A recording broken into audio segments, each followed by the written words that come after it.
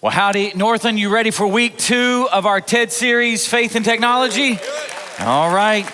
Now, if you're new, TED stands for something, Theological Educational Discourses. We do a TED series every summer, and this summer we're doing it around technology because I want us to be informed of what the Bible has to say about culturally relevant topics, and technology is definitely a culturally relevant topic. And so how does the Christian faith inform us? Now, if you're new, I normally don't preach this. When I say normally don't preach this way, a part 1 and a part 2. So we'll do about 20 minutes part 1 and about 20 minutes part 2, 25 give or take. And what we're going to do, we're going to look at this topic. So it's a little bit different than what I do other series throughout the year.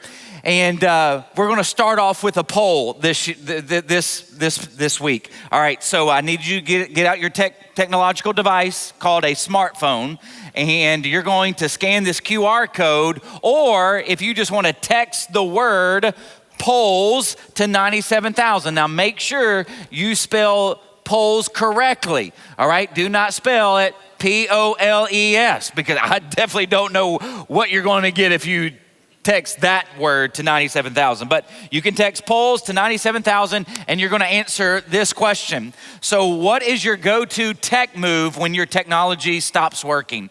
So what is your go-to tech move when your technology stops working? So scan the QR code, or you can text the word polls to 97,000 and participate in our poll this week.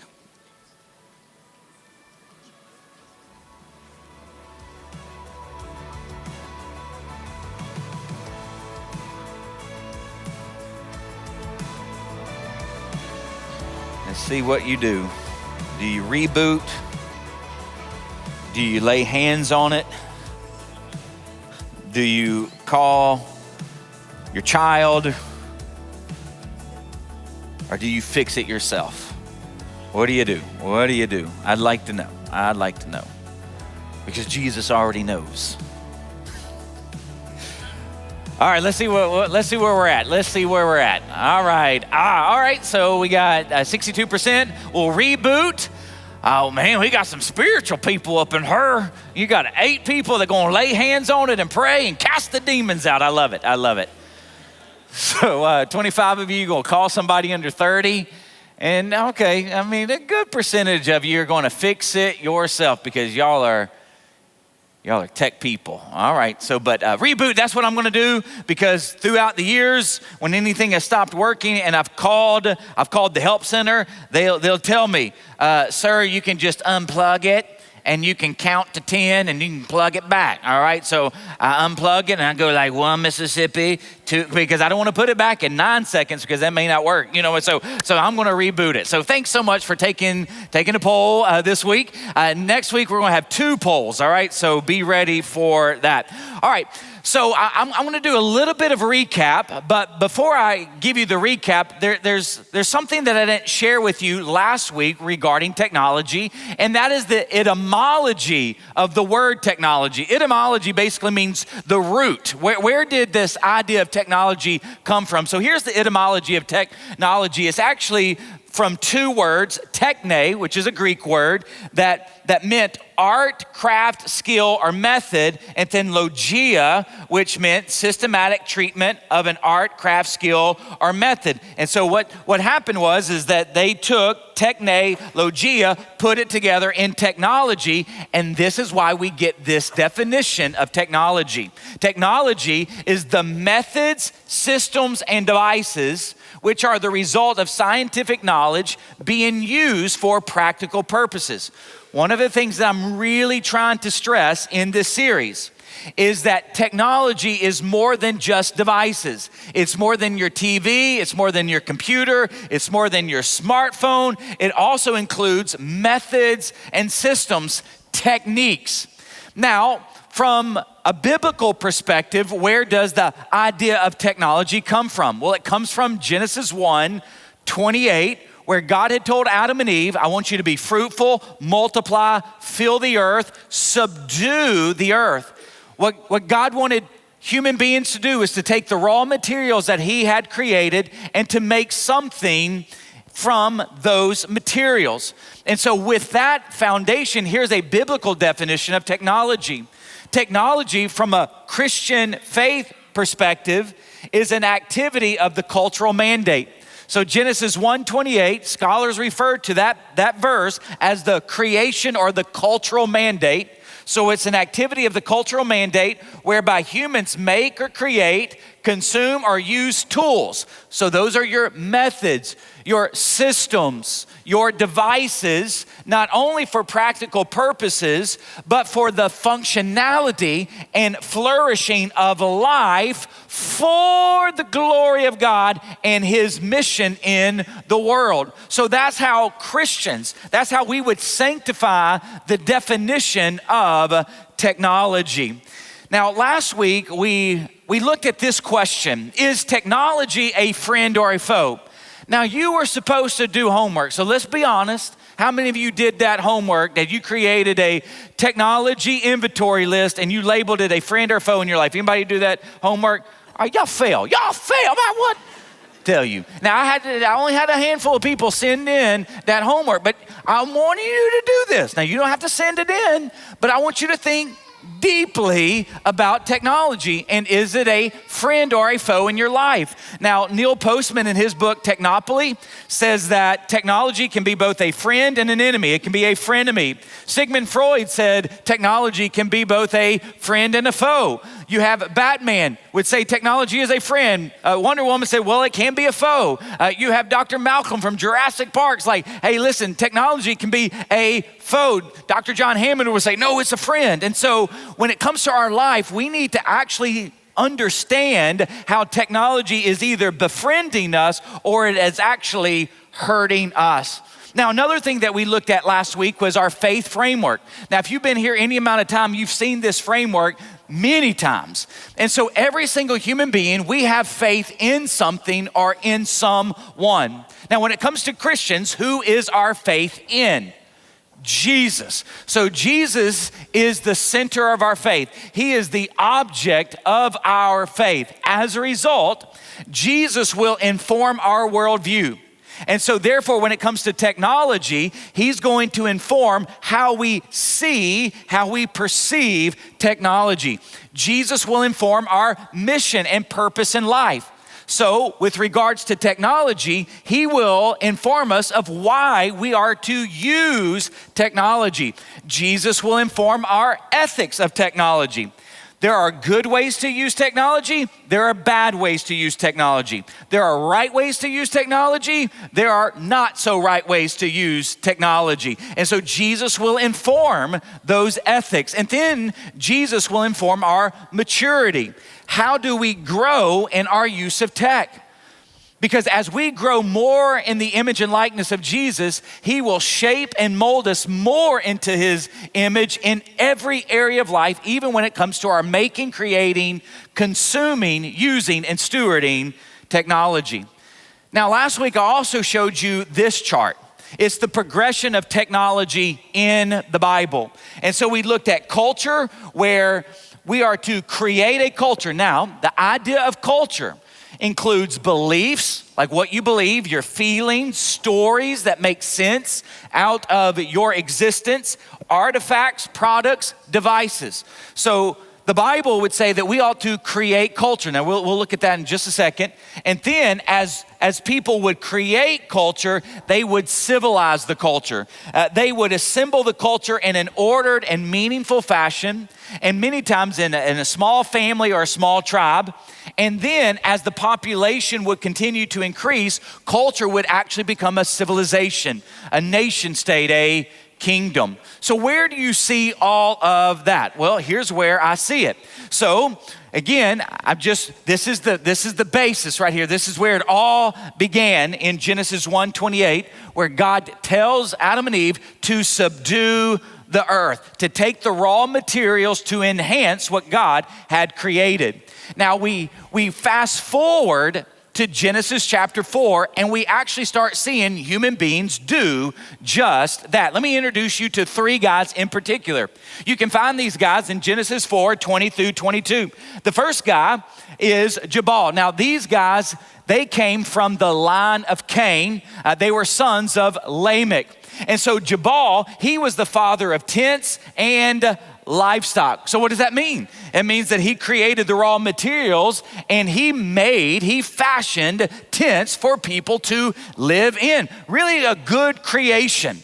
And then he was the father of livestock. Not that he produced the livestock, but he created the techniques to manage to steward livestock well. Now, I am not a farmer. I did grow up on my granddad's farm. That is no lie. It was a dirt road in the middle of nowhere. But I know nothing about farming. All I know is what my granddad did and what I saw and then what I've read in some books. But here's what I know is that you need to have good, solid techniques and understanding of livestock so that you can care well for them. Well, Jabal, he's the father of tents and livestock.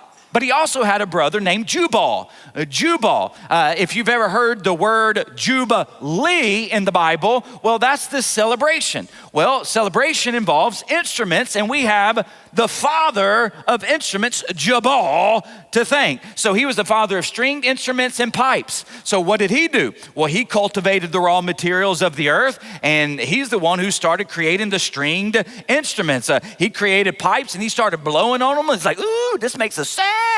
And then he's like, man, if I can do a variation, I can make a really beautiful sound. Like, this is Jabal. He's cultivating the raw materials, making culture, making what we know as stringed instruments. And then they also had another brother, and his name was Tubal-Cain, and he's the one who forged all kinds of tools and devices from bronze and iron. So things like this. So it could be tools for agriculture. It could be a walking stick. It could be, the spoon or the fork, the utensils that they needed. It could be weaponry for protection, weaponry for hunting. I mean, he was the forger of all bronze and iron, developing tools. Well, we also see something else in chapter 4, and it's what Cain did. We read in verse 17 that Cain built a city. Now, that word city in Hebrew is this word right here, Ir.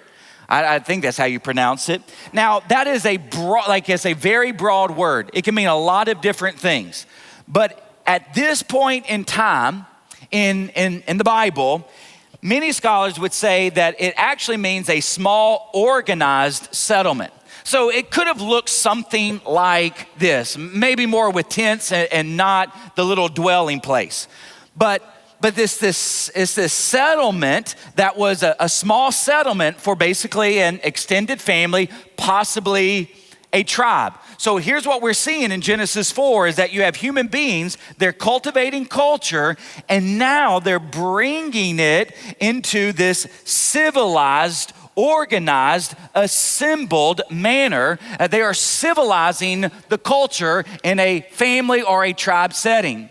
But then you fast forward through Genesis and you get to Genesis 11. And in Genesis 11, 1 through 4, this happens in the land of Shinar. It's the Tower of Babel. It's where Babylon would be later on. And here's what we read, is that they actually innovate. And instead of stones, they manufacture bricks. That is a new technology. And then they also create a new technology, tar. And they use tar to actually put the bricks on top of one another.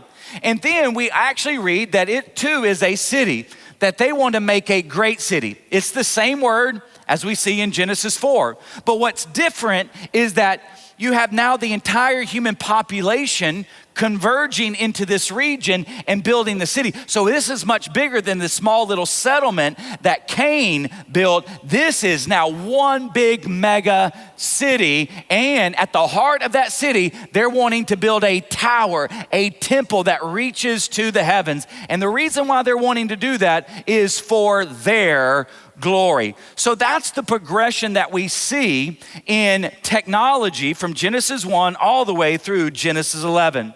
Now here's a question that I want to pose, and I want to pose it for the the audience here that I want us to think about, but I'm also wanting to pose it to think about why did the early population, the human population, why did they want to advance in technology? So why did these humans, so in Genesis 1 through Genesis 11, and then in the 21st century, why do humans want to progress in technological advancement?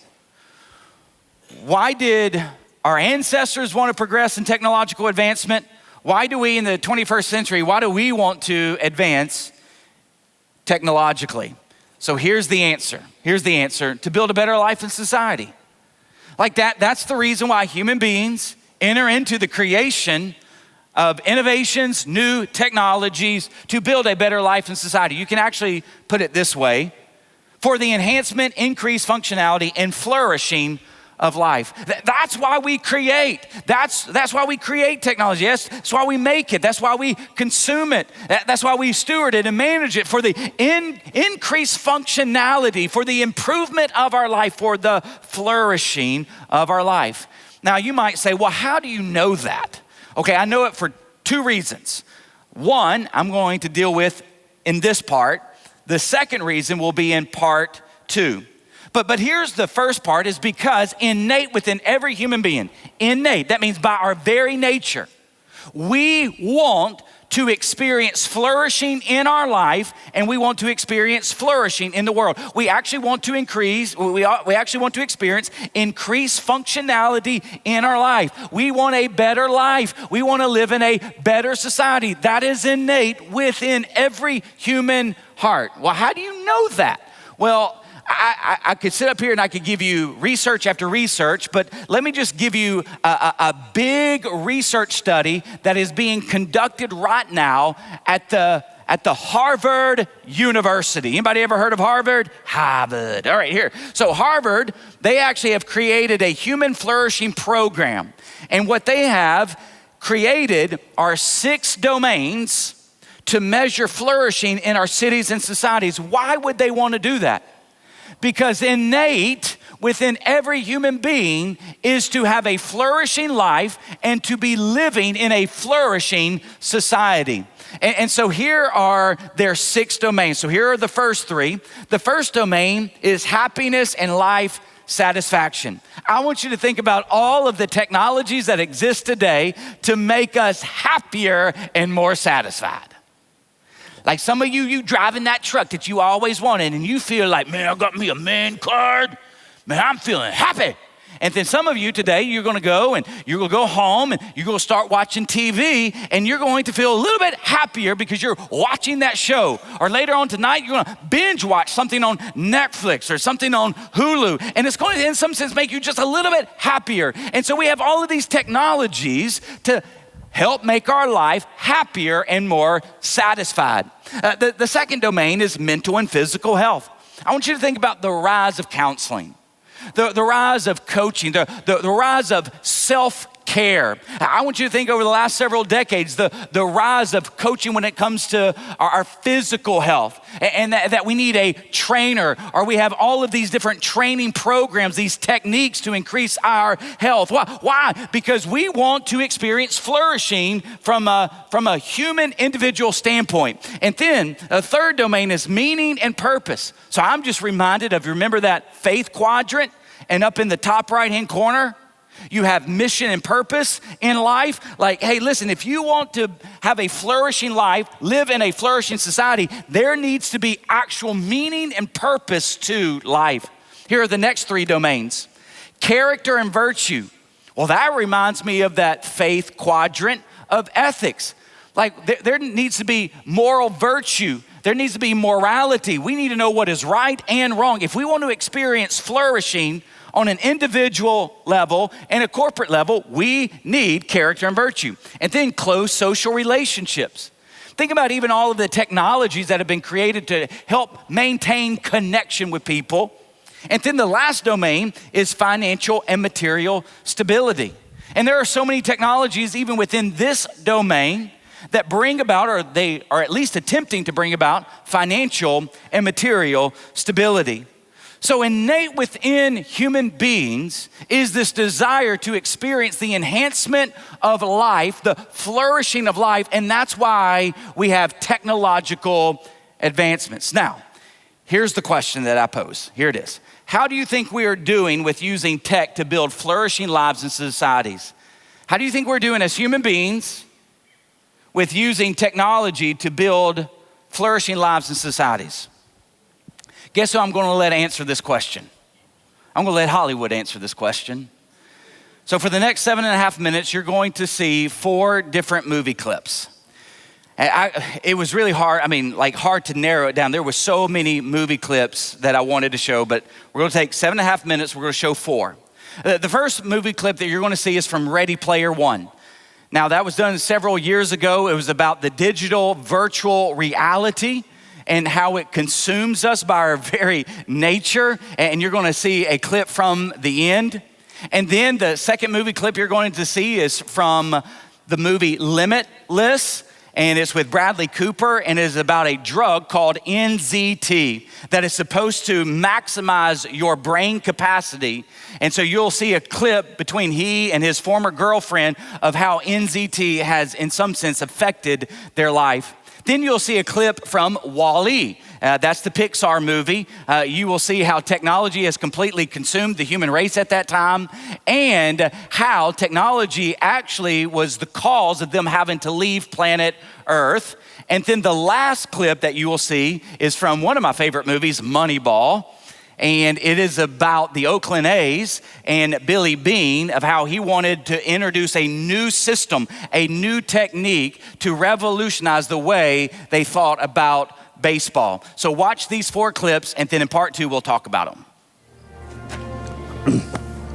You know, Jim used to say the Oasis was never supposed to be a one-player game. The high five took over the Oasis, and the first thing we did was sign Ogden Morrow to a non-exclusive consultancy. The salary, per his demand, was 25 cents, 1 quarter. With his guidance, our second move was to ban any loyalty centers from accessing the Oasis. IOI had no choice. They shut them all down. The third thing we did wasn't as popular. We closed the Oasis on Tuesdays and Thursdays. I know it sounds like a weird move, but people need to spend more time in the real world. Because, like Halliday said, reality is the only thing that's real. Hey. Well, don't tell me I look good, because I know. I didn't want you to see me this way. You look good. Oh, I sort of got myself together. NZT will do that to you. What do you mean? I mean, I took it too. Vernon didn't tell you any of this, did he? No. Well, when he told me about this amazing new drug, I was like down the hatch, and it was amazing.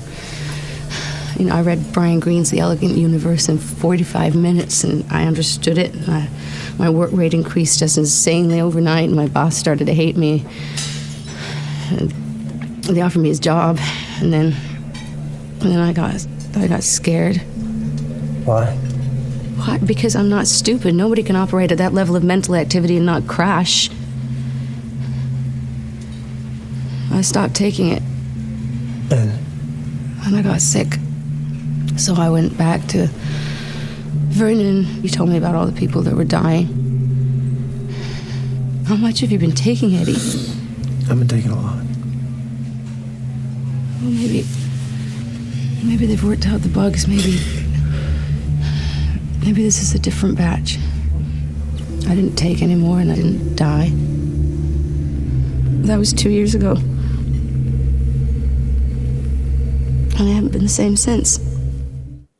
Over to the driving range and hit a few virtual balls into space. Nah, we did that yesterday. I don't want to do that. Well, then what do you want to do? I don't know. Something.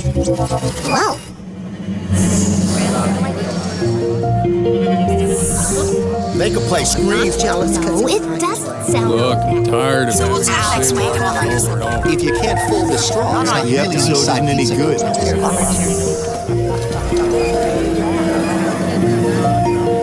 What?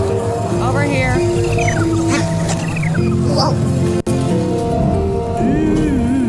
Time for lunch. In a cup.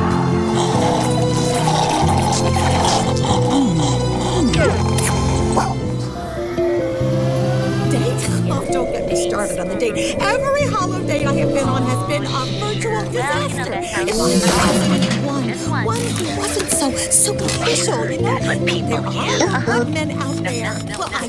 Well, I know because I've screwed out of them. What the?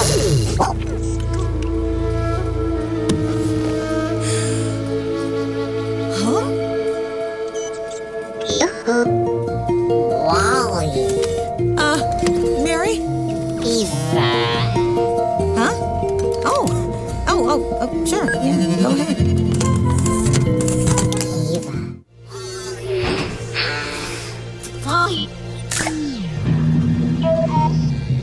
Otto, he found the plant. Fire up the hollow detector. Not necessary, Captain. You may give it to me. You know what? I should do it myself. Captain. Sir, I insist you give me the plant. Otto, get out of my way. We cannot go home. What are you talking about? Why not? Just cut it off, will you? Hey there, autopilots. Got some bad news. Operation Cleanup has, failed. Wouldn't you know, rising toxicity levels have made life unsustainable on Earth. Unsustainable? What? Darn it all, we're gonna have to cancel Operation Recolonize. So, just stay the course. Rather than try and fix this problem, it'll just be easier for everyone to remain in space. No, wait a minute. Computer, when was that message sent out to the Axiom? Message received in the year 2110. That's nearly 700 years ago. Out there is our home. Home, Otto, and it's in trouble. I can't just sit here and do nothing. That's all I've ever done. That's all anyone in this blasted ship has ever done. Nothing. On the Axiom, you will survive. I don't want to survive. I want to live. What happened in there? What happened in that room? I'm not quite sure what you're asking me, Mr. Mead. What did you tell Bruce? Just told Bruce I like Garcia. You like Garcia. Why?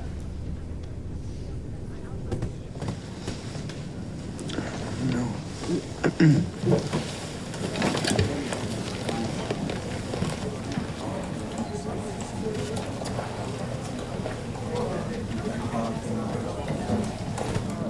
There is an epidemic failure within the game to understand what is really happening. And this leads people who run Major League Baseball teams to misjudge their players and mismanage their teams.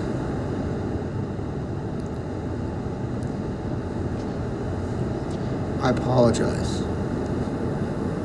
Go on. Okay. People who run ball clubs, they think in terms of buying players. Your goal shouldn't be to buy players. Your goal should be to buy wins. And in order to buy wins, you need to buy runs. You're trying to replace Johnny Damon. The Boston Red Sox see Johnny Damon and they see a star who's worth $7.5 million a year. When I see Johnny Damon, what I see is an imperfect understanding of where runs come from. Baseball thinking is medieval. They are asking all the wrong questions. And if I say it to anybody, I'm ostracized. I'm a leper. So that's why I'm cagey about this with you. That's why I respect you, Mr. Bean. And if you want full disclosure, I think it's a good thing that you got Damon off of your payroll. I think it opens up all kinds of interesting possibilities.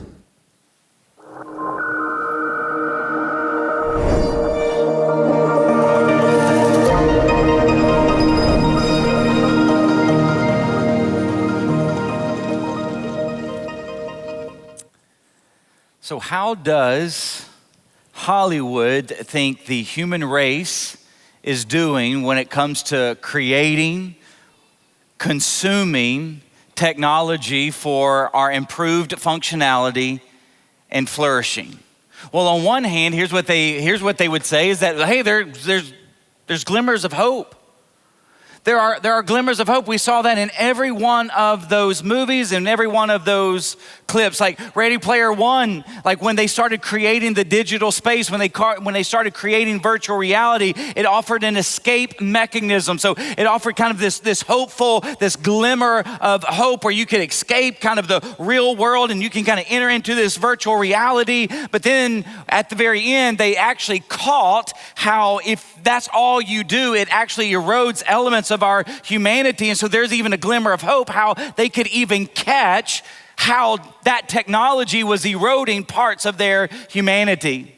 And then in Limitless, there was this glimmer of hope that NZT was this drug that could enhance your brain and it could help you get ahead. And so it offered this glimmer of hope. And then when it started to eroding elements of their humanity, it was a glimmer of hope that they could even catch where that technology was dangerous to them.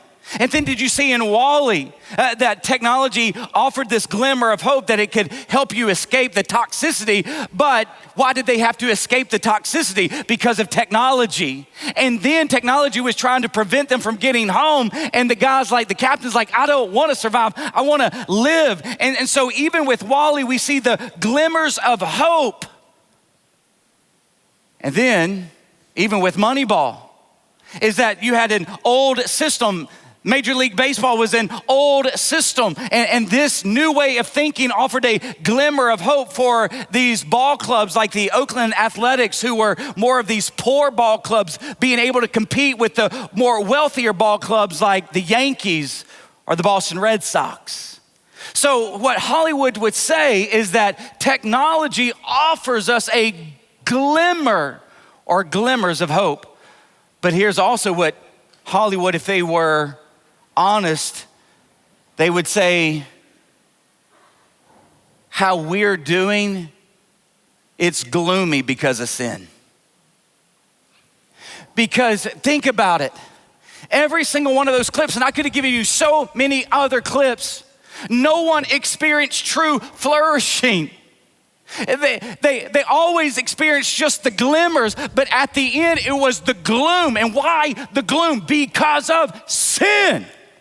And this is what the Bible teaches. This is why Paul writes what he does in Romans chapter 1. Here's what Paul writes. The wrath of God is being revealed. The punishment that God has reserved is being revealed from heaven against all the godlessness and wickedness of people. And what do?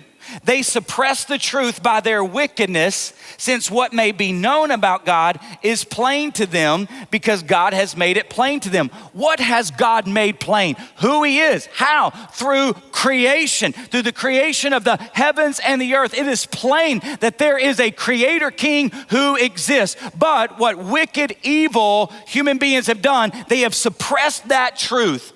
Although they claim to be wise, they became fools and exchanged the glory of the immortal God for images made to look like a mortal human being and birds and animals and reptiles. Therefore, here's what God did. He gave them over. Hey, this is what you're going to do. You're going to exchange my glory for these images? I'm going to give you over to the sinful desires of your hearts. And then furthermore, just as they did not think it worthwhile to retain the knowledge of God, so God gave them over to a depraved mind. Do you see what Paul is saying? Is that human beings, we are wicked and sinful beyond our even capacity to understand, and our hearts, which are the central control panel of our life, they are wicked, they are sinful, and then he says our minds of how we think are depraved. They're marred, they're broken. So God gave them over to a depraved mind so that they do what ought not to be done. They have become filled with every kind of wickedness, evil, greed, and depravity. They are full of envy and murder, strife, deceit, and malice. They are gossips, slanderers, God haters, insolent, arrogant, and boastful. I like this, they invent ways of doing evil. They disobey their parents. They have no understanding, no fidelity, no love, no mercy. See, this is the reason why Hollywood would say there are glimmers of hope in our technological advancement to improve our life in society. But they wouldn't know how to put it in words, but there's gloom because of sin.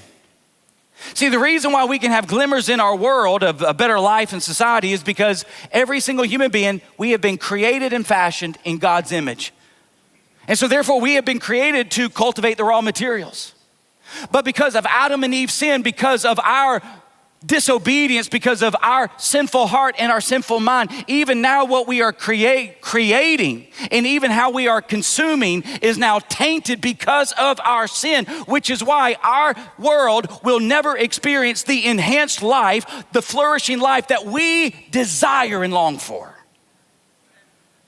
So, that's one reason, because innate within all of us, we long for an improved, enhanced life, a life of flourishing. It is actually innate within us. But the second reason, and we're not doing a really good job to actually see what our hearts long for.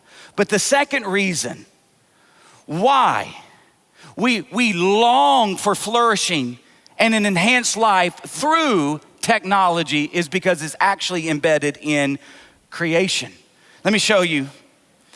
So Genesis 1:1, before I read that, and we know what that verse says, how many of you were here? I really would love to see a show of hands. How many of you were here for our Genesis series? How many? Okay, so we're about to recap, but we're gonna do it in a way where you're like, what? Like I'm about to have a sanctified spiritual Ric Flair moment, all right? I don't know if you remember Ric Flair, the wrestler, yeah. All right, we're about to have that moment, all right, in just a second. All right, so Genesis 1:1, in the beginning, God created the heavens and the earth. Heavens, the earth. Now, what was God doing in Genesis 1? So when he's creating the heavens and the earth, what is he doing? Here's what he was doing. Hopefully you remember this. So in Genesis 1, here's what God's doing. God is creating his cosmic temple whereby he will take up residence on earth, thereby bringing heaven to earth through image bearers.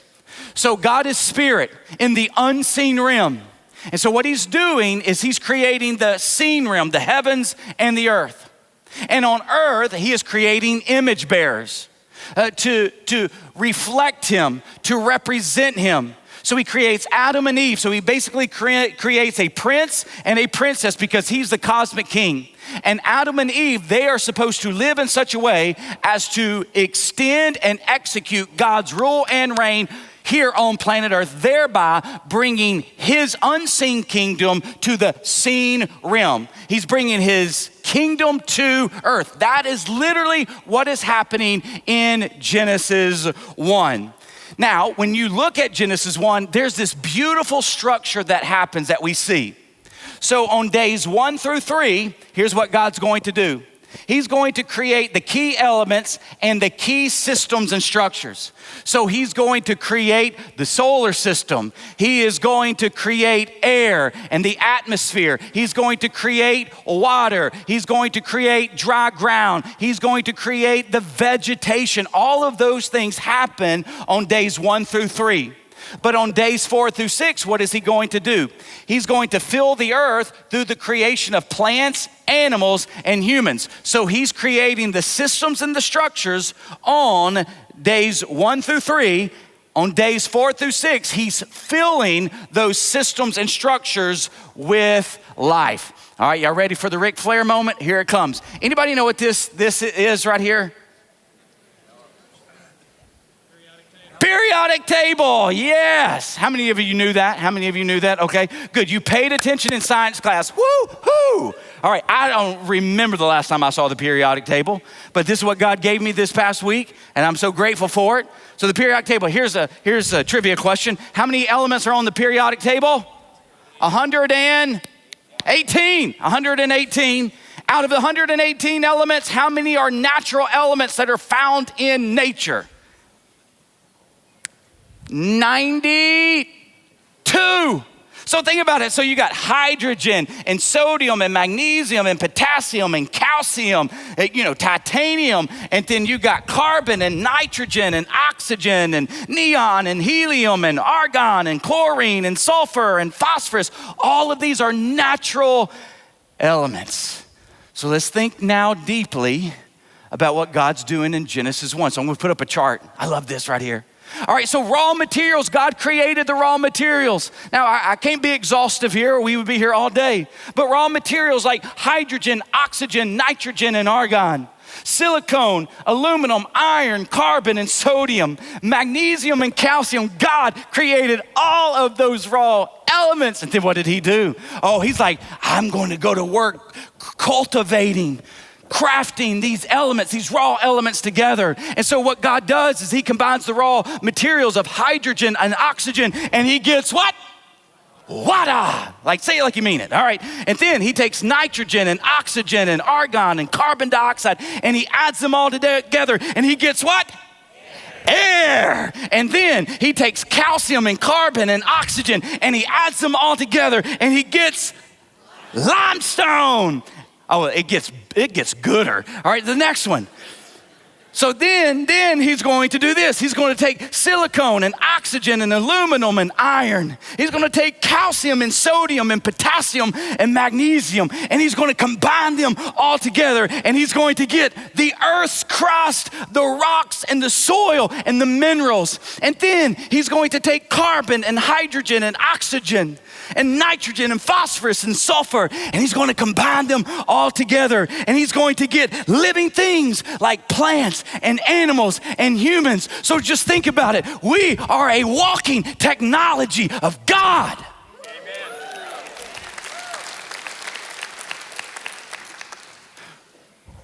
It gets even gooder. Tools and systems and structures. The sun. Anybody know the two elements that comprise the sun? Helium and hydrogen. Now, what does the sun do? The sun gives off energy. Why is it so important? Because without the sun, there would not be life and growth. And then we have photosynthesis. God created that process. And what's that process? It's where plants make their own food, and then they release oxygen into the air. Why is photosynthesis so important? Because with photosynthesis, we get to eat those plants, and because those plants let off oxygen, we get to breathe. And then with gravity, that's not an element. It is a force of nature, and it is gravity that is the glue of the cosmos. And it's because of gravity, life is enabled here. What I'm trying to stress to you is that when we look at Genesis 1, God not only created raw materials, but he begins to cultivate the raw materials to bring about this insane technology so that we can actually live here on planet Earth, and not just live here on planet Earth, but to actually have a life that is enhanced on planet Earth so that we might experience flourishing on planet Earth. That's the reason why, listen, when it comes to our Christian faith, we are not anti-science. We are pro-science. We are not anti-technology. We are pro-technology because this is what God did at the very beginning.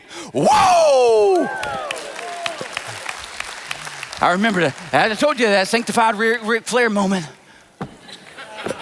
Whoa! Like, yeah. I'm like mind blown. Mind blown. I know you never had a science teacher that got that excited about the periodic table. But we ought to get that excited about the periodic table because our God is the God of all life.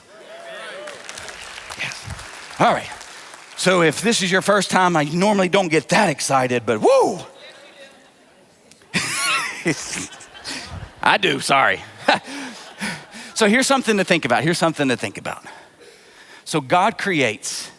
He uses, he stewards, and he manages technologies to bring about the enhancement, improved functionality, and flourishing of creation. Like, he's doing that. So here's the question I know that you're having. How does this apply to us? Because, Josh, we don't have that infinite power, that infinite wisdom like God has. We can't create things out of nothing, but here's how this applies to us. God gives us the blueprint for how we can actually do what he did. Now, how is that possible? Because I want you to see that embedded in Genesis 1, we see God in who he is. He provides us, his image bearers, with the character and attributes needed to leverage technology in a way to bring about the enhancement, improved functionality, and flourishing of life and society. We are seeing in Genesis 1, through who God is, his character and his attributes, the character and the attributes that are needed to enhance life, to enhance our societies, and to bring about flourishing to our life and societies. We're seeing it embedded. Let me show you what I mean. So this is not an exhaustive list, but these are all of the characteristics and the attributes of God that we just see demonstrated in Genesis 1. Our God is ordered. Like there is an order to what our King does. And then there is meaning and purpose in everything he does. I want you to think about the 92 raw materials, the raw elements in the periodic table. There is a meaning and a purpose behind every raw material. There is a meaning behind gravity. There is a meaning behind photosynthesis. Our God is meaningful and purposeful. He is collaborative. He is collaborating with the Godhead. Let us. He's selfless. Sure, he's doing it for his glory, but he is giving himself away. He is sharing his glory. He is sharing his power. He's sharing his wisdom with others. He's fair and just. He's kind and gracious. He's balanced and in moderation. He doesn't give us too much air. He gives us just enough. He doesn't give us too much gravity or too little. He gives us just enough. He's balanced and in moderation. He's intentional and sustainable. Anything that God creates is sustainable. He's harmonious. He's generous. He's abundant. Like, he doesn't give us just one plant. He gives us a myriad of plants. He's caring. He's empowering. So he's actually empowering us to do what he has done. He's governing. There are laws like the law of gravity. There are rules and processes. There are systems and structures. There's this governance system that God created at the very beginning. Then there's peaceful and there's these loving dynamics of God at work embedded in creation. And again, this is not an exhaustive list. And so when you think about God's characteristics and his attributes, that's why you get flourishing, because of who he is. So if we want lives that are enhanced, societies that are enhanced, lives that demonstrate or exhibit flourishing, societies that are demonstrating flourishing, that's the characteristics and the attributes that are needed to actually bring about flourishing. So embedded in creation, God's desire is to actually bring about the flourishing of life and his kingdom here on earth. So here are some baseline principles that I want you to take away. Here they are. Everything God creates is done for his glory. His glory, now remember, this is what we talked about months ago. His glory consists of his name, his character, his attributes, and his nature. So if you and I are going to want to glorify God, we are to mirror God's character, attributes, and nature in everything we do. So again, if we're in a job, a vocation, a career where we're making and creating technology, you need to think deeply about God's character and his attributes, how they are on display in your life. When we are consuming and stewarding and using technology, we got to think deeply about God's character, his attributes in our life. Are we imaging him well? Are we glorifying God in our making, creating, stewarding, managing of technology? And then last but not least, when everything is done for God's glory, it will naturally be for others' good. So this is a fatal flaw in the human heart is that we typically only think of ourselves. But when we think about creating and using and stewarding and consuming technologies, if we are doing so in the glory of God, it will always be for the good of others and not just ourselves. Okay, so I'm going to end with homework. You ready for some more homework? Didn't sound very convincing, but we'll go with it. So last week we talked about creating a tech inventory. This week I want us to think about a tech face-off. Now here's what I mean by a tech face-off. On the left-hand side, you have Genesis 1 and 2, where you have God's glory and human flourishing. You see, when God creates and makes technology, when he stewards and uses them, they always lead to human flourishing.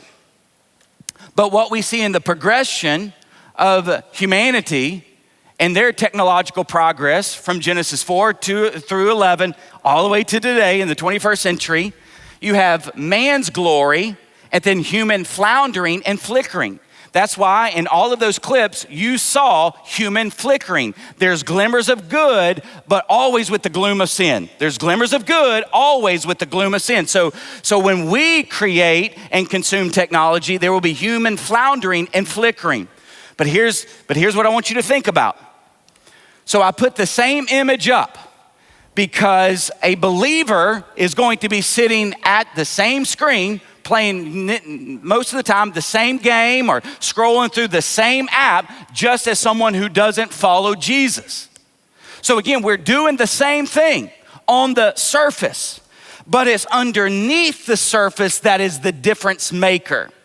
So every time we make or we consume technology, I want you to be thinking about how would God have us make this technology? How would God allow us to consume this technology? So a believer would consume digital technology, virtual reality kind of technology, social media kind of technology. We would do it like moderately.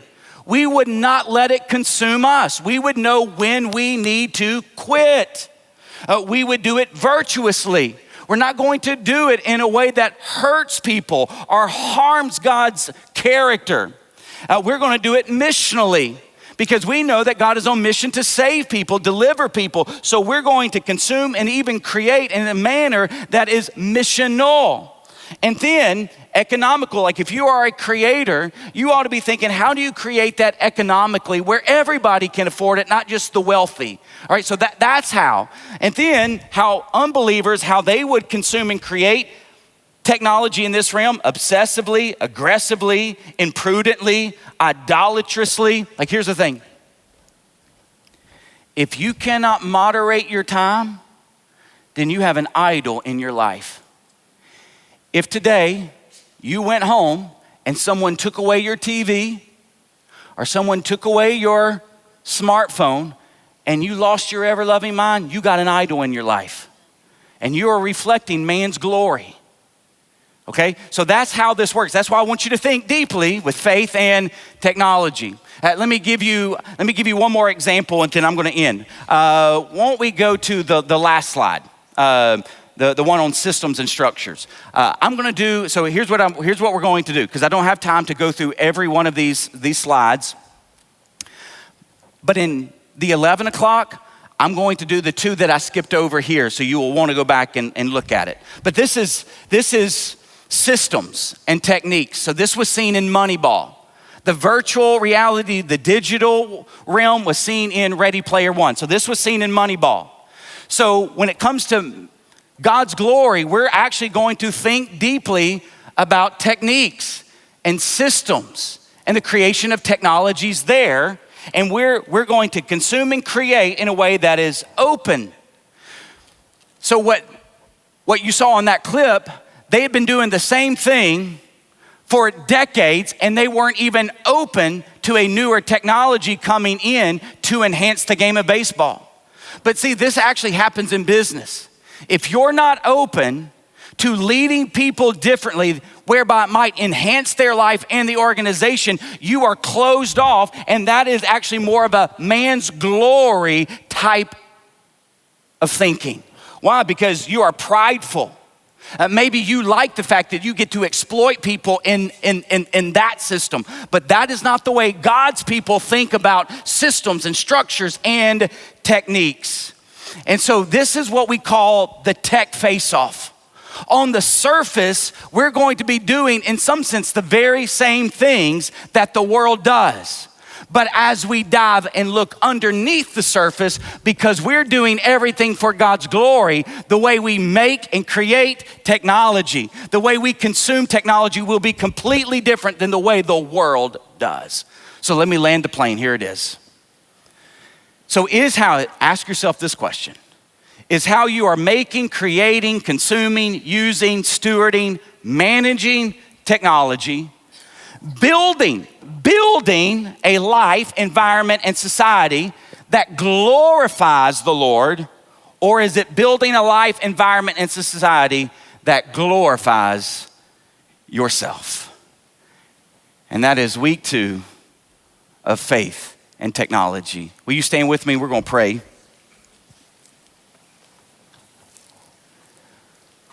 And we're going to sing a song, Build My Life. And as we sing this song, I want you to think about how you are building your life and this society, and how you make, create, steward, consume technology. So Father, I thank you for meeting with us this morning, challenging us of how we think and how we live out the realm of technology in our life. May we build our life upon your glory in this area. And may you use the way we create and steward this area for others' good. For it's in your name we pray. Amen.